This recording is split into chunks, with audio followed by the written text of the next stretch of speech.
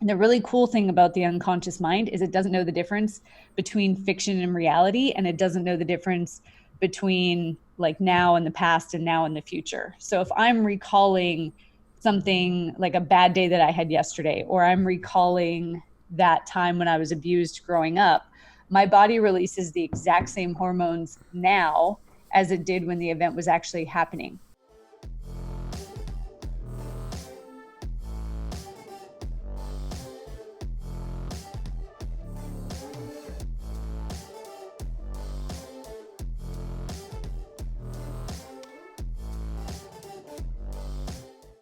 All right, Tiffany, welcome to the show. Thanks so much for having me. I'm excited to be here. Absolutely. It's a pleasure to have you here on the podcast. I know that you've been doing some absolutely amazing things. Unfortunately, we're still dealing with this coronavirus lockdown situation. So what's life been like for you? It's been an interesting period for me because I am a big believer in words create your reality. And so when it was the day after the NBA shut down, and I watched all these other influencers and all these other, CEOs and all high up thought leaders and whatnot start talking about recession, start talking about all the negative side of things, all the doom and gloom, things are about to get tough, blah, blah, blah. And I reached out to my community and I said, I'm going to be very intentional this time, because we know that in every quote unquote recession or depression, in every crash, there's always opportunity. In every tunnel of darkness, there's always an opportunity. And so we have to choose to look for that light, regardless of how weird and crazy things get during these times. Is there going to be uncertainty? Yes. Is there going to be your emotional stuff that comes up? Yes. And especially, I look at it was like a universal invitation for people to step out of the hustle and grind and deal with all the stuff that they had just been suppressing and ignoring that was there. And so we have seen a spike in mental health issues, unfortunately a spike in some suicides. And so I wanted to be the person who was talking about the other side of it, not the doom and gloom. So I haven't had any major challenges during the recession. My business continued to grow. It actually, I added like 11 people to my high ticket program in a space of 2 weeks.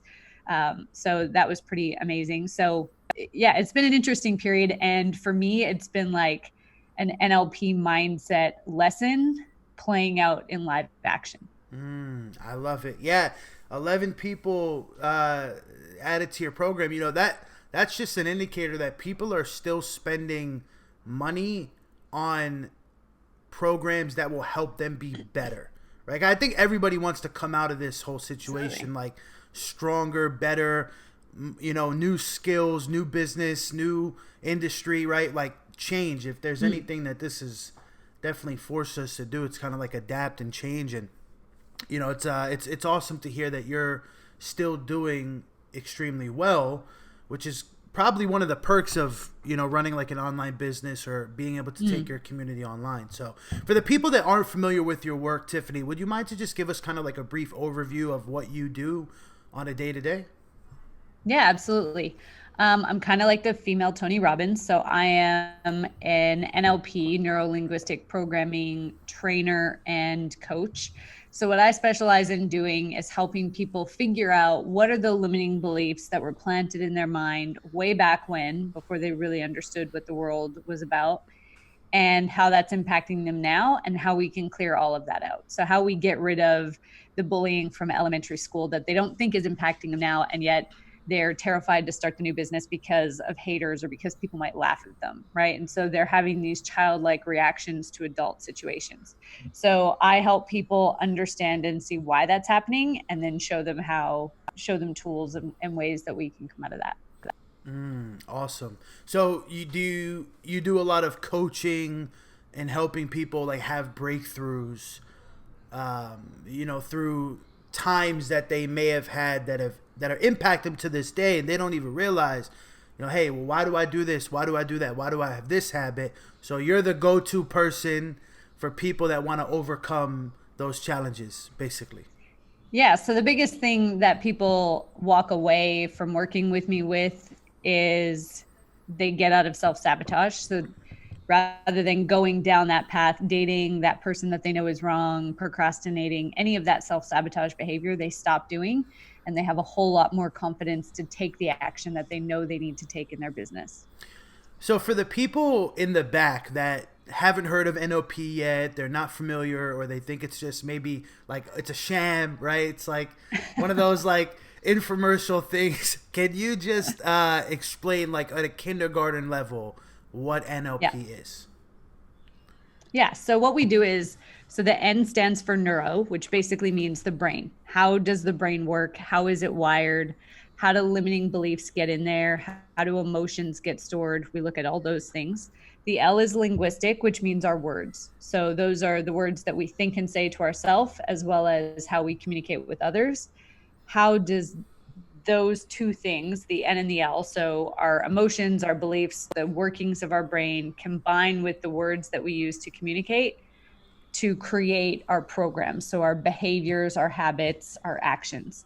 And so, really, the premise that I work off of is that our behaviors are a symptom of our belief system. And so, if you are doing a behavior that doesn't work for you, it doesn't matter what you do to change that behavior until you address the belief system, it won't fully change. And I've worked with so many clients where we've seen this. I used to be I was in the fitness industry for a long time. And so people would come in and they would say, I'll start at the gym and we'll do really good. And then I'll just fall off, or I'll, eat the entire McDonald's menu one weekend after a workout. And so I used to think, well, you just need more accountability and I can just hold you accountable to doing more of the good behaviors and less of the bad.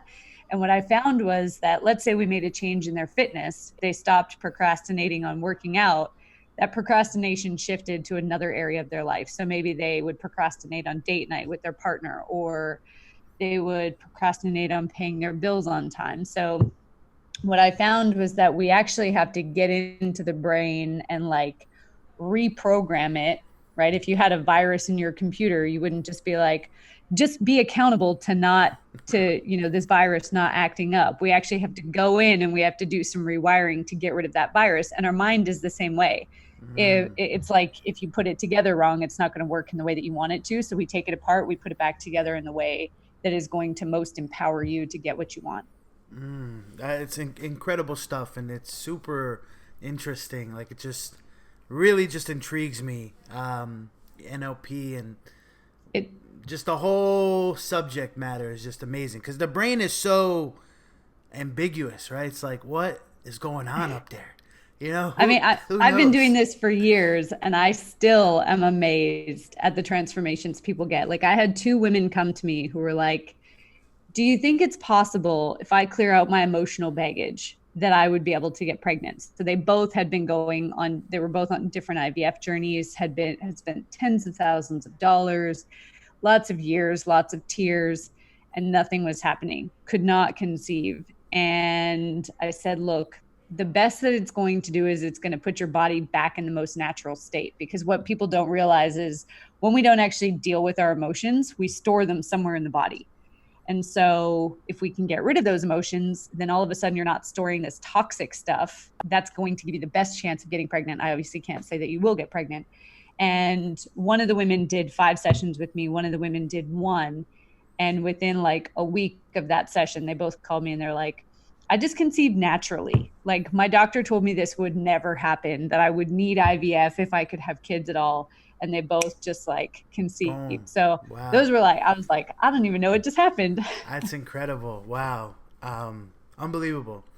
Now, I'm curious, why would somebody go to a hypnotherapist or an NLP trainer for help versus a psychotherapist or a psychologist or a psychiatrist?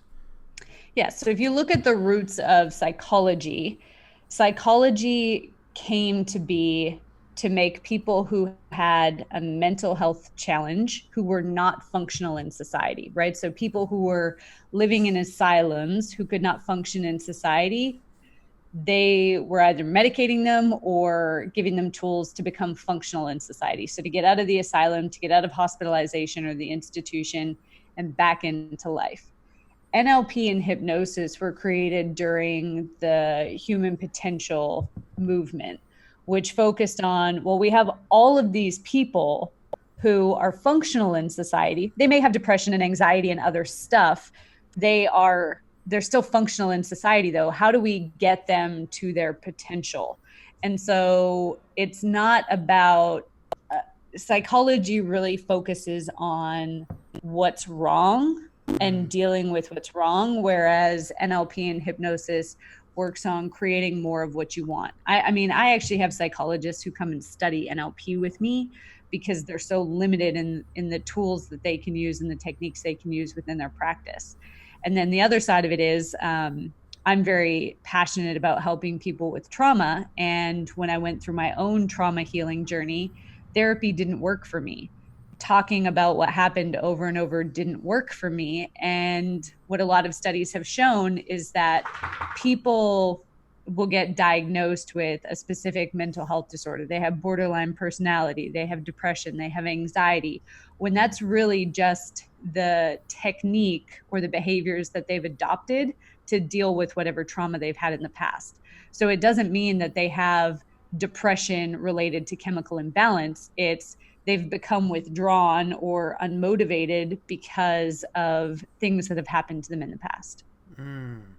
Okay, so if somebody, let's say, was struggling with anxiety and they didn't know what was making them anxious or where the anxiety was coming from, they can go to an NLP trainer and evolve from that, right? Like figure out what's triggering the anxious feeling, go back in time, fix it, and then come out of it with less or no anxiety, basically. Yeah, absolutely. So I had a woman who was in her 50s or 60s. She looked really young. So I thought she was in her 50s. I think she's in her 60s. Anyways, she had been sexually abused by two family members growing up. What I didn't know when we first started working together was that she had never been able to have an orgasm without having a panic attack. Because what happens is the first time that we feel an emotion, so let's say the first time you feel anger, you were 2 years old, your mom took you to Toys R Us, wouldn't buy you the toy that you wanted. What happens is the 2 year old doesn't have the tools to deal with that. She was 4 years old when the sexual abuse started. She didn't have the tools to be able to deal with that. So the body creates an imprint of whatever the emotion is that you're feeling in the body. So you may feel this like tightness in your chest, right? Later in life, we learn to identify that as anxiety or panic or whatever. You may feel this like sharp knife in your stomach. You may learn later that that's fear or anger or whatever. But the 2 year old, the 4 year old, whoever it is, they don't know. And so what happens is part of our psyche actually gets stuck at that age when that first imprint is created. And so every time we feel how that 2 year old or that 4 year old felt, it's like we're adding a link in this imprint chain. And so what we can do with NLP and another NLP technique called matrix therapies is we can go back to that event, that first event. And the really cool thing about the unconscious mind is it doesn't know the difference between fiction and reality, and it doesn't know the difference between like now and the past and now and the future. So if I'm recalling something like a bad day that I had yesterday, or I'm recalling that time when I was abused growing up, my body releases the exact same hormones now as it did when the event was actually happening. So what I can do is we can, through hypnosis and meditation, take the person back to that first state, to that first event where they first felt that emotion, have them see that event in a different light, have them see it from a different perspective, have them, do a number of different healing techniques so that the part of their mind doesn't stay stuck at 2 years old, right? So if you look at road rage is not how an adult responds to being cut off in traffic or someone staying stopped at a stop sign too long. It's the 2 year old throwing the temper tantrum. And so what we did with her is we did 8 sessions of clearing and healing the trauma that she faced from that sexual abuse. And her and her husband went away on a trip at the end of our time together. And she called me when she came back and she said, I never told you this, but I've never had an orgasm before because I always have a panic attack. And because of all the work that we've done, I didn't just have one on my holiday with my husband. I had many. And like her husband went from believing she paid me way too much money to like, you need to give her some more. So it's crazy the amount of change that we can make when we utilize the unconscious mind to its full potential. Incredible stuff. You know, Tiffany, we have a lot of digital marketers listening to the show. A lot of, entrepreneurs are selling programs, selling products, they're selling real estate. And one thing I know just from going to different like conferences, and we talked earlier that we both are familiar with Marshall Silver. You're in one of his programs. I went to a few of his his extravaganzas, and like one thing that I know, I could be totally wrong here, but when it comes to NLP and hypnosis, there's a really there's a lot of similarities between like those skill sets and sales, especially like selling from the stage, right? Like I've never seen anything like this. I've never seen like the entire room get up and go and buy after listening to like a 20-30 minute talk from somebody that understands NLP. So let's talk about that. Like, is there a bridge there, like between NLP and sales and selling to people? Yeah. So, I mean, the L of NLP is about linguistics. So it's about how to talk to yourself to be influential and how to talk to other people. So a lot of people don't like to be hypnotized because they feel like they're losing control. The truth is we hypnotize ourselves every day. The media hypnotizes us, the government, all these people are hypnotizing us. So it's really about using language patterns to speak directly to the unconscious mind. Simon Sinek has a great TED talk, the Begin With Why, where he talks about the golden circles. And he talks about how most brands, I don't know if you've ever seen that TED talk, but he talks about how most brands market from the outside in. So they talk about the what. I'm selling this car. I'm selling this service. They give all of these complicated facts and figures and logic and reason, which applies and appeals to the conscious mind. But the conscious mind isn't actually in the driver's seat. It's the unconscious mind that's driving the car of our life. And so when you talk about the why, when you appeal to the emotional part, right? When you help people feel part of a community. I mean, look at iPhone versus Samsung. They've both done a great job of this. You're either iPhone or you're anti-iPhone, right? And so they've created these communities that mean different things. If you have an iPhone, then you likely have an iPad and you likely have a Mac computer, and you become one of these innovators, right? There's this, we don't accept the status quo. We want to push the envelope. We want to see what we can become. Red Bull does the same thing, right? They started talking about it gives you wings, and then they created this like whole extreme games, adrenaline junkie feel behind that community. And that's what makes the brand and creates these evangelical people within the community, is that they tap into that emotional desire. And so ultimately there's three emotions that drive our life. The first one is for survival, right? So how will buying this product or service ensure somebody's survival or their safety? Number two is food and sustenance. How can they make sure that they're getting the nutrients and whatnot that they want? And third is sex or reproduction. That's why they talk about sex sells, because it does. It's one of our three driving behaviors. The number one, though, is safety. And so under safety is acceptance to a tribe. We are tribal animals. And so when you create that community feel, or you create that sex appeal, or you create that status of what people want to feel, they want to feel important, they want to feel needed, because all of that ultimately either taps into their sex appeal or their safety and survival. And so people who use NLP to sell, they know how to do that. And they recognize that in NLP, we talk about this thing called presuppositions, and it's what you have to assume to be true for any sentence to make sense. So what a lot of people do, and I've been to a lot of conferences where there's people who know how to sell from stage and other people who don't. And so I've seen people get up on stage and say, who here is sick and tired of being broke?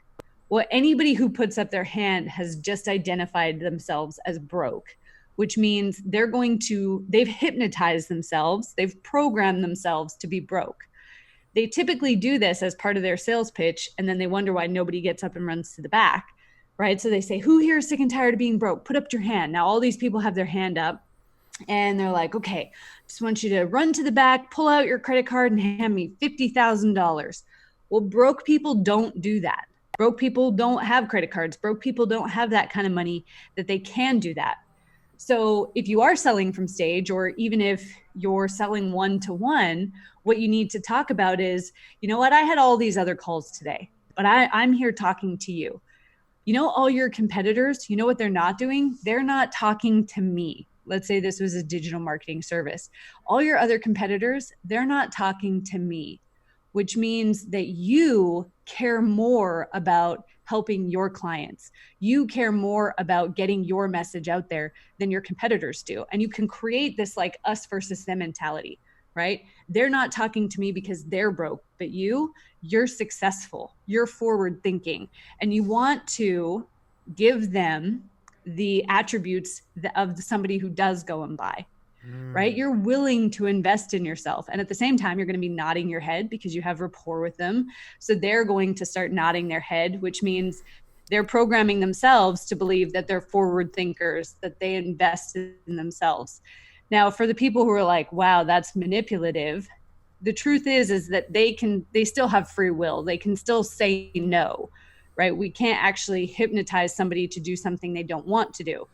What we do is we help them get over their objections, and using this influential language helps them get over their objections, helps them get out of their own way, so that you can help them share their message or share their gift with the world, because that's what we're all here for. That's good stuff right there. That's good stuff, Tiffany. And I've seen this so many times, right? The nodding of the head, right? Right? And then the person's just agreeing, and they're loving it. And then they just whip out the credit card. It's amazing. I want to ask you, before we dive into how you got started into this industry, is the finger snap just like for show, or does it actually mean something?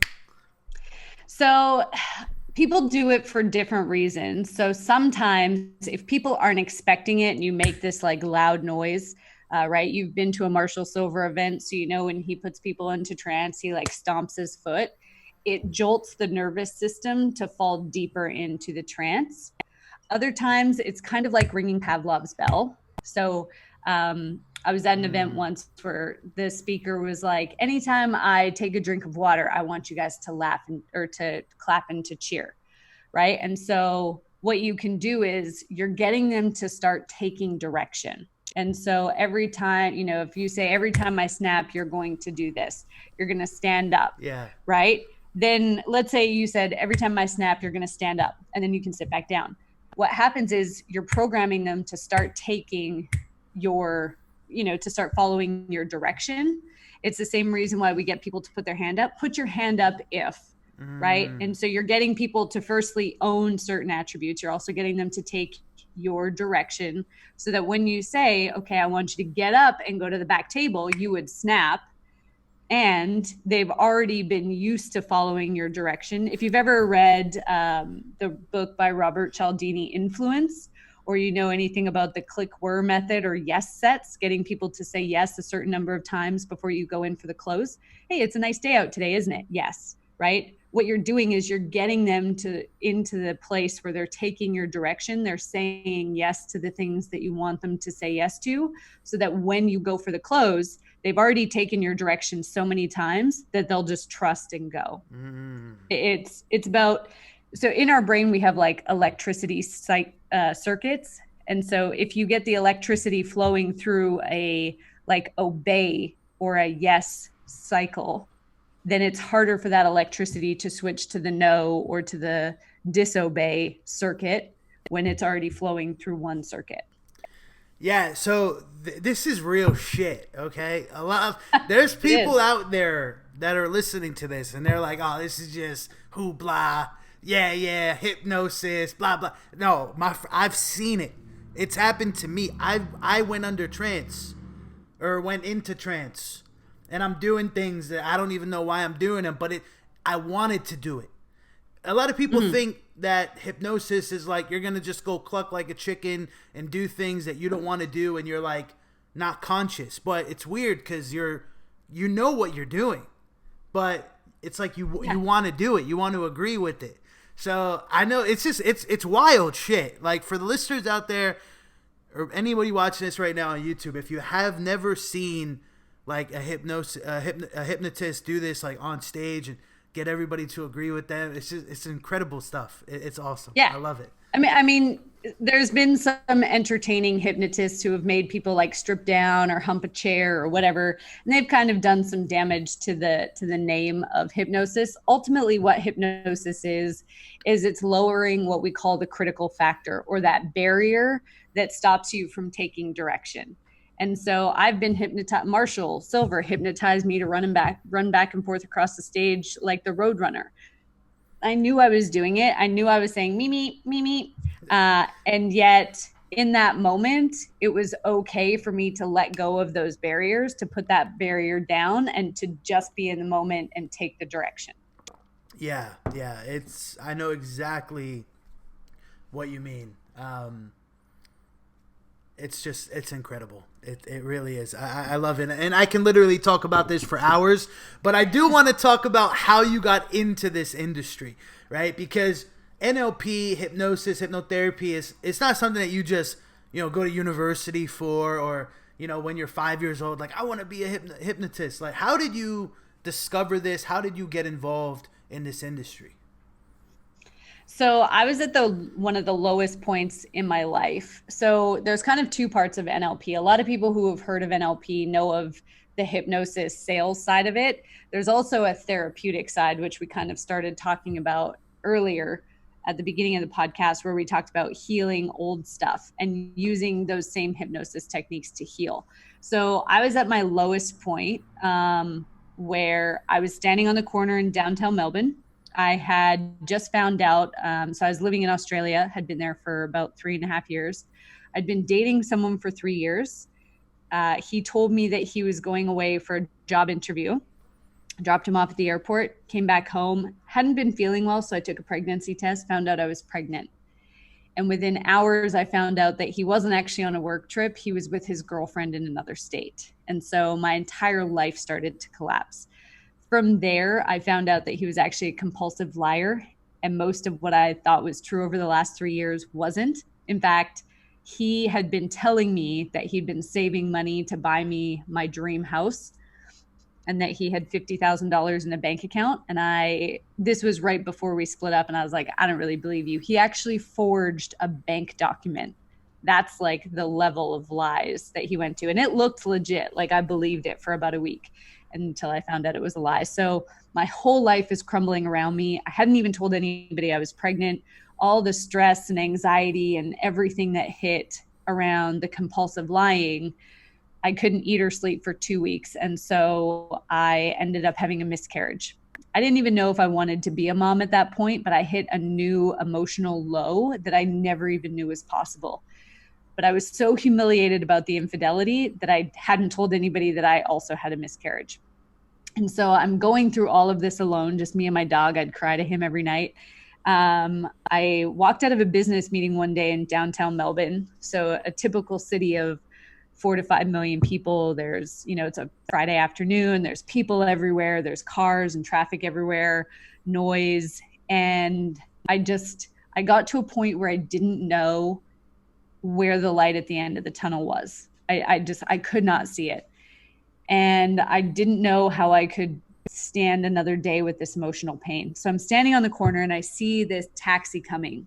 And I think all I have to do is take one step. It'll look like an accident.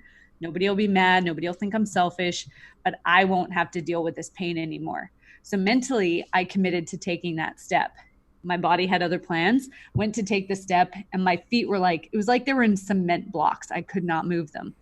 And the taxi passed, and it was like this odd moment of all the traffic just disappeared. The people thinned out, the cars thinned out, and it was almost like I was alone on that corner. And I realized in that moment that all the stuff from my childhood, I'd actually been abused by my stepmom growing up.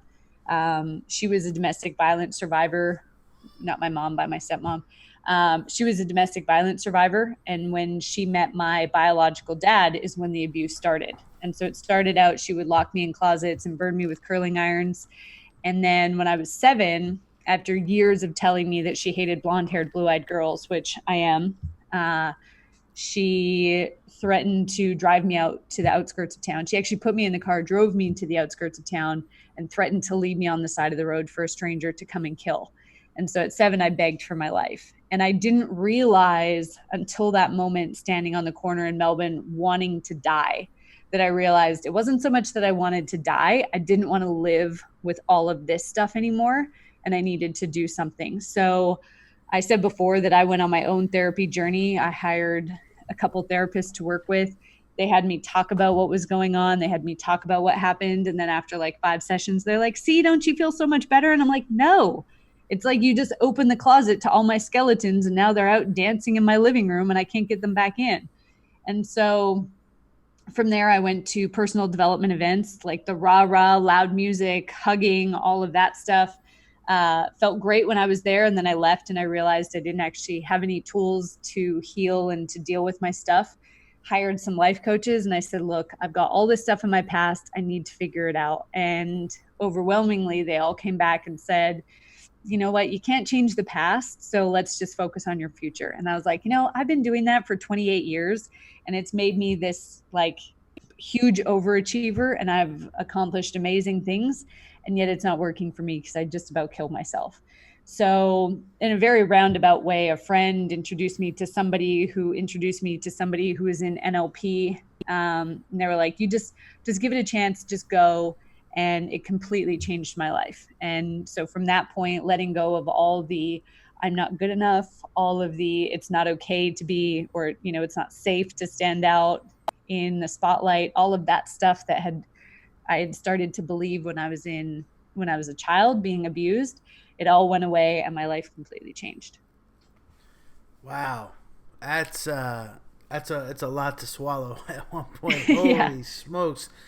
I wanna touch on some of those points that you made. So while you were going through all of this, like were you working at the time? Were you running a business? Like what were you doing for income at the time? So yeah, I was running a business. I was actually in a conglomerate where we had like 4 businesses. So we had an umbrella and 4 businesses underneath. So I was actually running 4. And so I was drowning like the pain in work so that I wouldn't have to feel it. What were the businesses? So we had an athlete development center. So it looked like a CrossFit gym, but it was for functional training for athletes. The education system in Australia is a little bit different. And so we had an education training program where the government would pay for training for students to come through our programs. We had a prepackaged food company, so delivering healthy meals out to people. We worked with a chef, and we had a personal development company. And now this is with the man that you thought you were going to spend the rest of your life with. No, he luckily wasn't involved in the businesses. Unfortunately, because I had very little self-awareness back then and I thrived in codependent relationships. The people that I got into business with were highly narcissistic, which led to some other stuff during my journey. But he thankfully wasn't actually involved in any of the businesses. So it was an easy split with him. Okay, so the businesses were something that you were doing on your own. Yeah, I was building Okay. them with a group of business partners. Okay. Now, what made you want to get into business, period? Like from day one, like did you always have that entrepreneurial spirit? Did you have like a career path that you diverted from? Like what did that look like for you? Yeah, so I've always had at least a side hustle since I was like 14. And even before that, I was like the one setting up lemonade stands or like looking for different ways to make money growing up. So I think I was just programmed with the entrepreneurial gene. I've had a couple jobs, but they ultimately they didn't work out well for me when I had like a schedule of you have to be here when, right? I Mm. mean, my first job, so I was working for sports teams from the age of 14, doing their rehab therapy and their fitness. And I was working at an A&W restaurant at 14, and I became a manager before my 15th birthday at the restaurant, like at the fast food chain. So I'm like managing adults. So any typical like proper job that I got, I I moved through the ranks very, very quickly. And then I kind of hit that place of like, well, I'm too young to become an owner in a fast food chain. So I got to go find something else to do to keep me challenged. Gotcha. Wow. Yeah, you don't see too many A&Ws around anymore. No, I know, right? Oh man. So okay, I'm trying to put everything together here. So you're Mhm. in Australia. You suffer this huge life changing event, right? Mhm. Um, you're going through a really tough time. You're still running the businesses at the time, right? Yes. Yeah. The four businesses. You're going through this tough time, and you discover therapy, right? You Mhm. discover NLP. At what point did you move back to the States? Did you sell the businesses? Like what did that look like for you? Yeah. So my journey through, um, once I found NLP, my journey of like learning and working on myself was about a 2.5 year journey. And during that time, I really started to step into my own personal power. So during that time as well, the business has suffered a $1.8 million loss overnight. So what happened was I had uh, three business partners, and two of them were highly narcissistic. And me and the other one were very easily manipulated. So they kind of manipulated us to, me and the other one who was easily manipulated, to not really like each other. So we just stopped talking. And one of the narcissists I believed was my best friend at the time as well. So I learned a lot during that time about how narcissists gaslight and everything else. And as I went through the NLP journey and I started to step more and more into my power, to realize my worth, to realize what I brought to the table, the more they kind of pushed back. And so my quote unquote best friend used to call me before board meetings and say, you and I hold the balance of power. And so as long as you and I vote the same way, we'll get whatever we want. And I just wanted to make sure that you're going to vote the same way I do. So he was basically like, and for a long time, I believed that I didn't understand business and that whatever he said was right. And so as I started stepping into my own power, I started questioning some of the decisions that he made or some of the thoughts that he had. And every time I did, he would lash out and tell me I was delusional. The $1.8 million loss came because he wasn't managing our third party partner. So basically, without getting too detailed, the government pays for certain types of education in Australia. And so we had, instead of paying millions of dollars to get this license, we just partnered with another company. They collected the money from the government and they paid us 80%, and they took a 20% cut for their role. And so my business partner and my best friend at the time, his one job, the only thing that he had to do was manage them and make sure that they were paying us on time. And he hadn't been doing that. And it turns out that they had been doing a whole bunch of dodgy stuff on the side. They got shut down. So between the money that they owed us and the money that was meant to be coming to us because of the programs that we were already running, disappeared overnight. I literally went from making $15,000 to $20,000 in cash a month to nothing. And so, when we started looking at like, why did this happen? He just completely defaulted blame. So how I got back to North America was we partnered with a new company. And again, his job was to manage the contracts. And because of my visa situation, I wasn't allowed to be listed as a director on any of the companies. And which meant that with the government funding, I could still teach the courses so we didn't have to hire other people. He forged my signature on the business documents to put me as a director.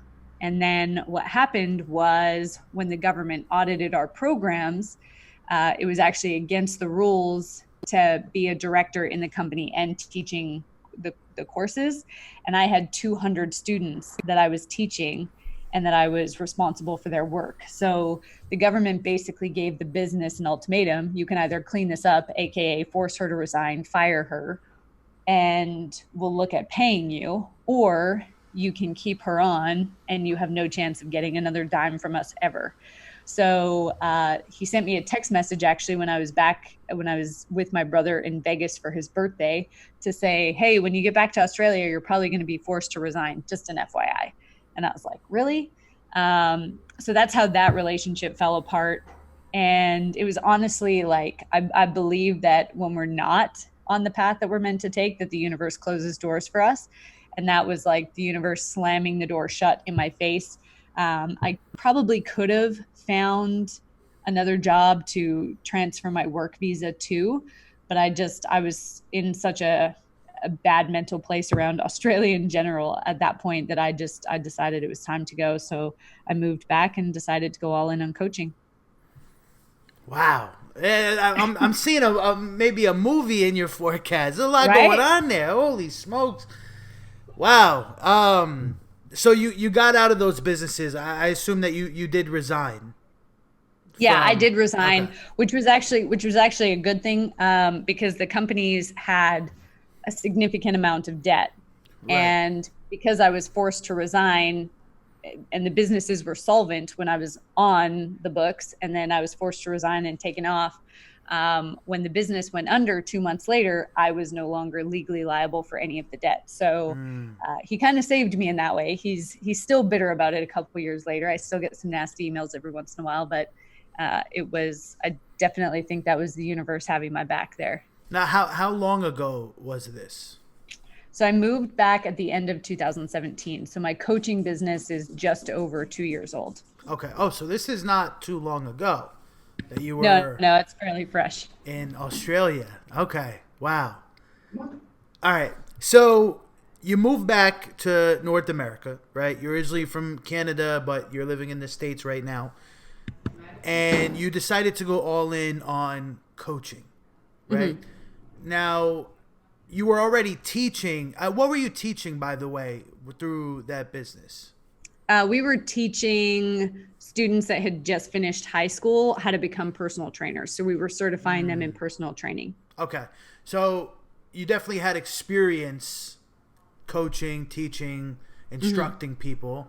So you move back to North America, and then one day you're like, okay, I just want to teach people on my own and coach people on my own, start my own organization. Is that right?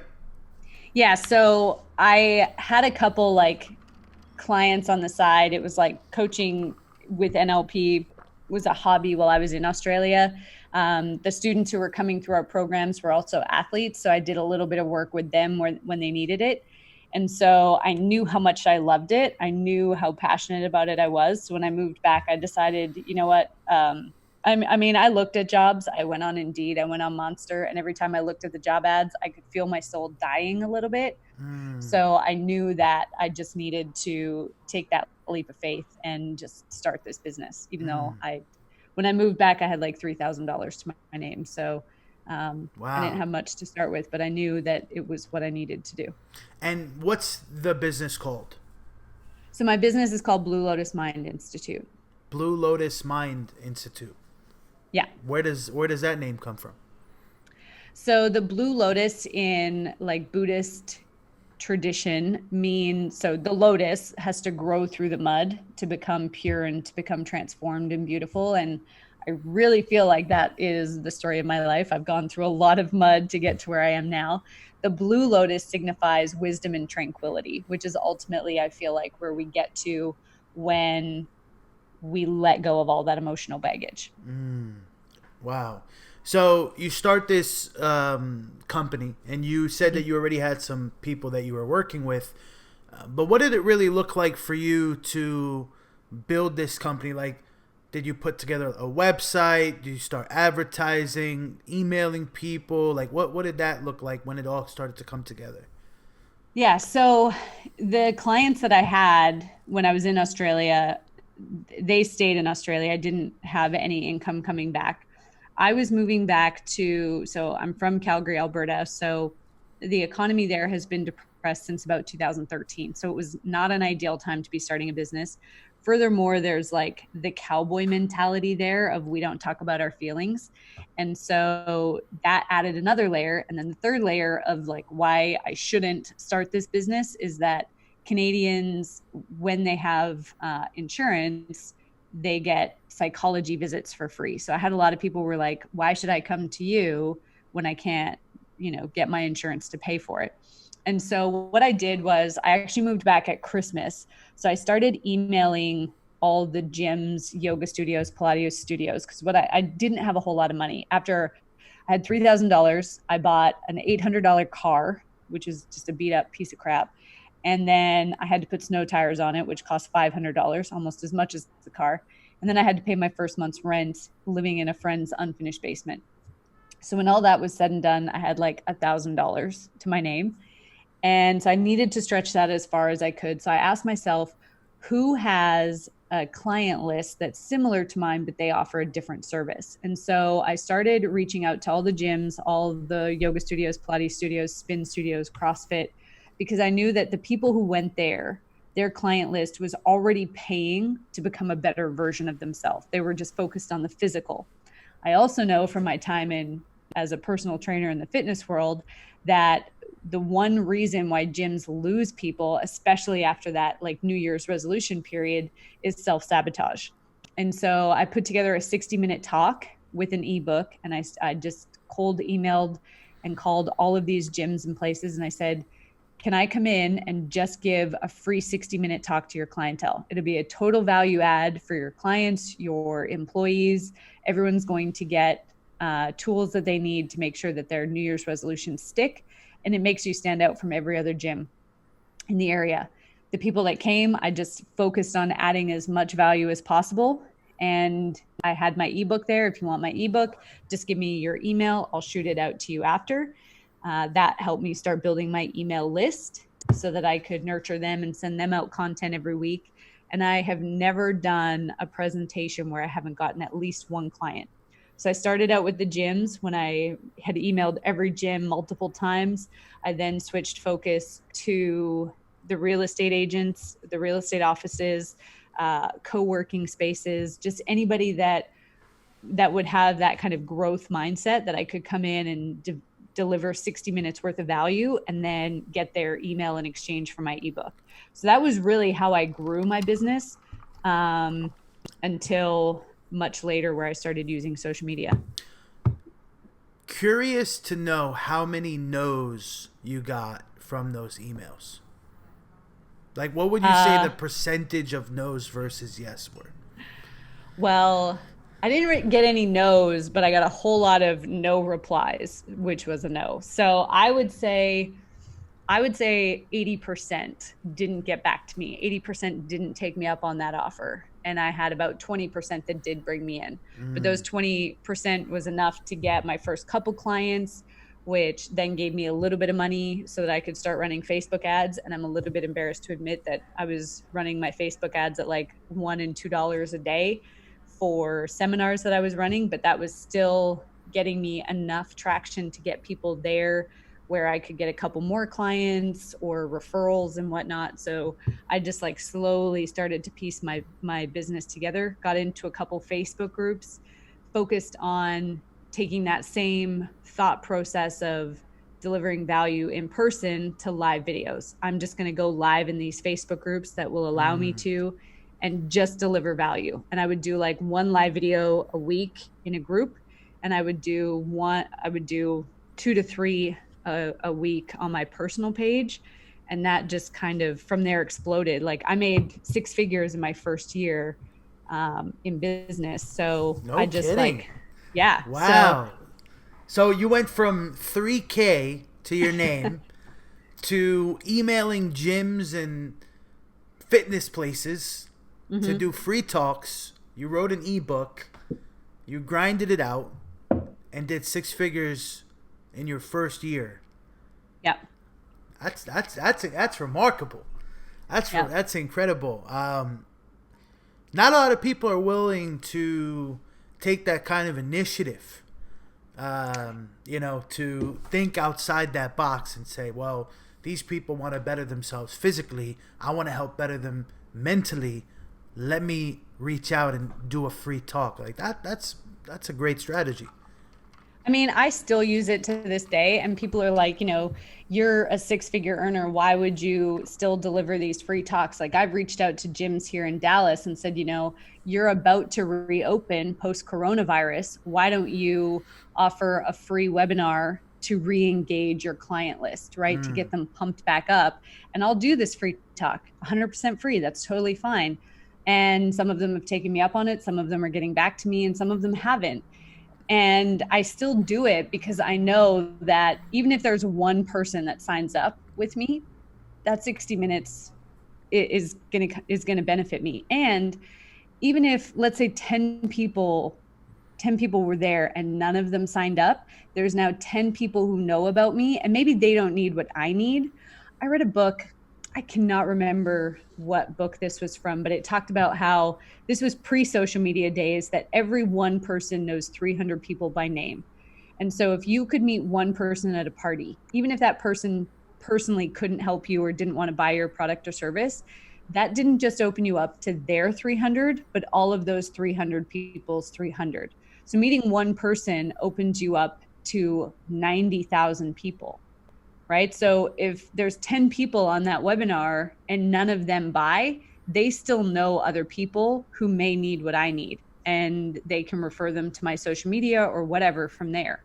Right? So for me, nothing is ever a waste of time. It's either a lesson, it's a piece of content that I can use. I mean, I record everything that I do anyways, and then I just send it to my assistant and she cuts it up and uses it in all sorts of amazing ways on social media. So, nothing is ever a waste of time if you choose to ask yourself, what can I get this from? And don't just think about, the most obvious answers.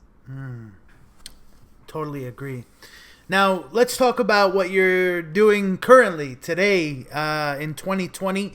Are you still a solopreneur? Do you have a team? I know you mentioned you have an assistant, but do you have an office? Do you work from home? What's the whole picture look like for you today?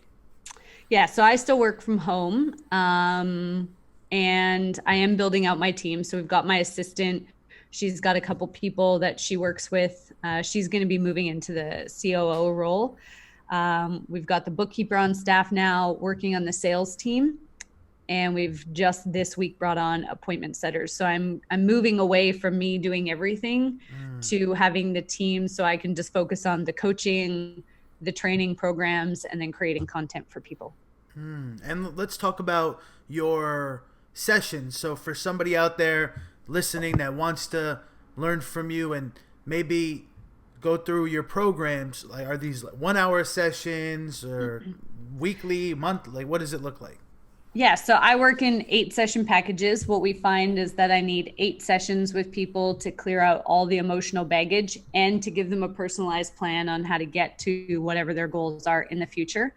So those 8 sessions can be anywhere from an hour to 90 minutes.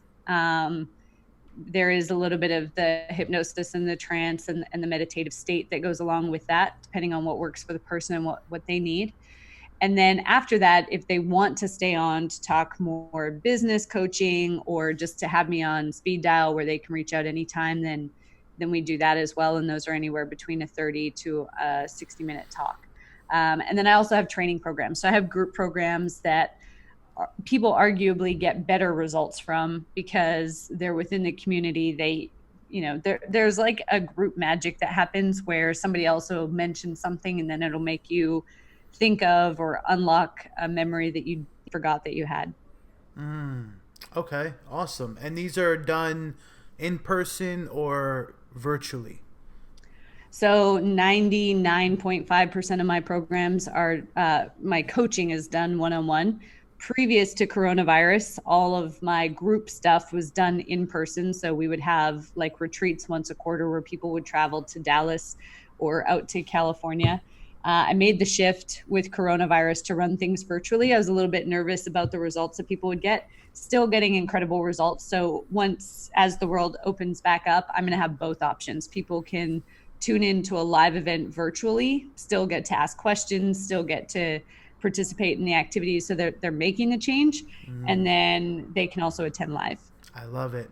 And what's the best place for the listeners to reach you if they did want to get involved with your programs?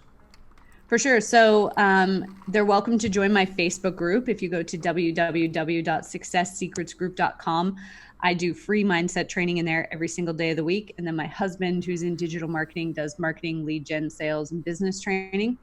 And the other place would be my website, bluelotusmind.com. Awesome. I love it. Now, Tiffany, I do ask every guest on the show the same question. I'd like to extend that out to you as well, if that's okay. Absolutely.